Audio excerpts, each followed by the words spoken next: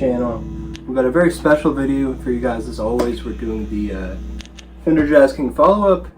In order to do so, I guess I should be stowing this away. We want to be professional on this YouTube channel. We don't need any stowies lit during the actual production, if you would just bear with me here. We do a great YouTube video for you today, so if you saw the original video, you would know that I got a deal on this amplifier because the spring reverb was broken, and the owner did not know why. He didn't bother to fix it. He said, I'm going to put this up on Guitar Center for $200. This bad boy usually goes for around $600. So it was a steal, so I got it, and I didn't know if I would be able to fix the reverb or not. And the first thing I tried to do was I inspected the actual tank, and there was like a piece that came out from the solder, so I soldered that back, put it back in. I thought it would work. It didn't work, so then I was like, okay, next thing we're going to diagnose, maybe the reverb tank itself is just busted. It was really old. So I looked up the serial number. We'll put it up on screen right now. It's not actually the serial number, it's the model number. So I looked that up, and I got that, and I slapped that into my amplifier. Didn't work. No reverb. At this point, I'm pretty distraught because I'm thinking I'm gonna have to take this to a tech or something because it's something inside of the amplifier not working. So just as a last-ditch measure, I got a new cord to try out. I think I got it right here, but I didn't throw it away.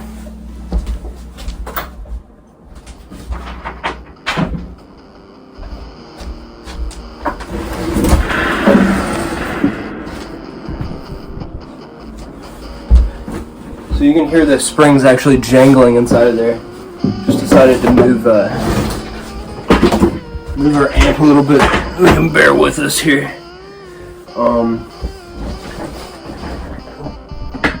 We should get a good equal volume now, maybe in theory. But yeah, we got the guitar. And you can hear how sweet the reverb sounds on this amp.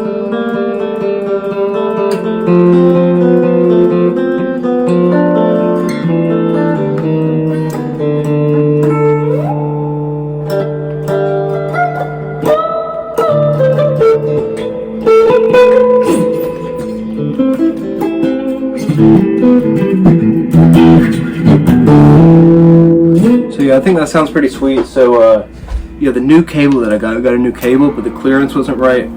I checked to see if it was long enough, but I didn't check. There's like a little divider thing, and the actual things didn't stretch out far enough to hit both of the inputs in the spring reverb tank. So it didn't work. The RCA cable, the replacement cable. Checked one area of clearance, wasn't enough clearance along the actual thing. So at that point I had actually cut the original cord, so like, fuck, there's no way I'm going to be able to work with this. Or there might be a weird sound in my amp because it's not connected. I don't know what's going to happen. Last ditch effort, but one more cable that did have the appropriate clearance where it didn't have this electron divider in between. Put that into the actual amplifier. I was not expecting it to work, but to my surprise, I'll cut this baby on 10.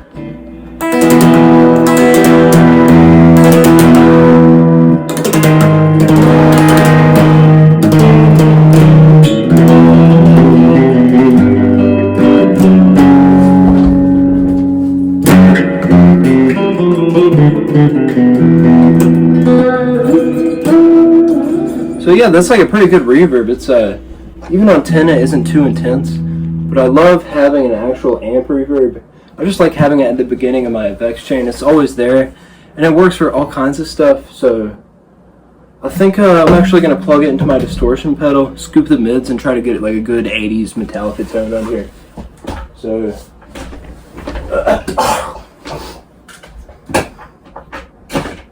distortion pedal. Mids down to Marshall mode. We will be doing a review of this next month. Lows at 9, highs at 8, mids at like 2 or something. I'll do 3 because I like mids. A lot of gain. See if we can get that 80s thrash tone. I'll be setting the reverb at around 4. Because on those early Metallica records, everything was just, you know, reverb was really in, and people would just throw it on everything. Which reverb does sound really good, but it's overused in the past. It's been overused, but let's get into it. Metallica. Let's see what we can do here.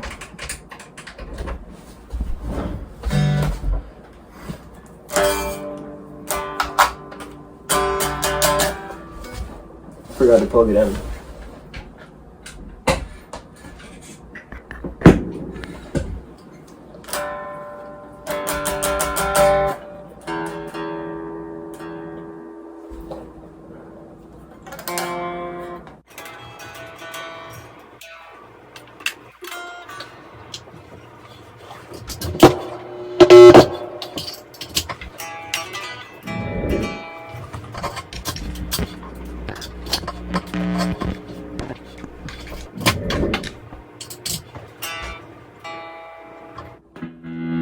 Okay, I had the volume all the way down on the distortion pedal. Sorry about that, guys.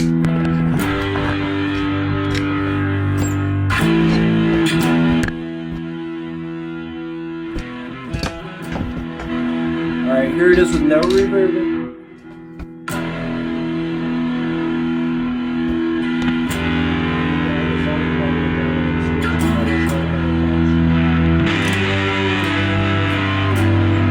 Now we're going to add some reverb.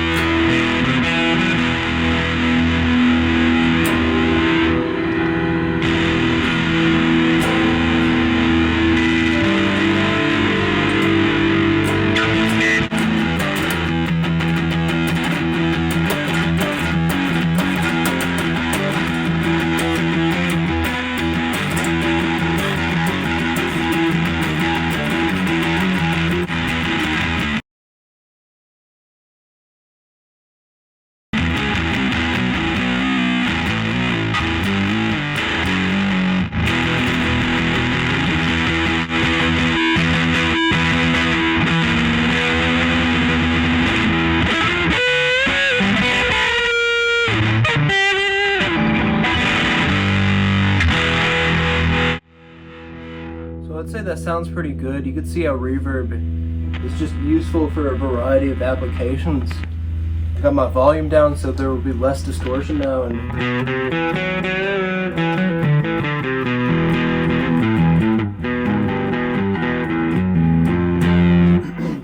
I think it's good to not have everything saturated in like wet reverb all the time. But just having it directly on your amp, it's so nice.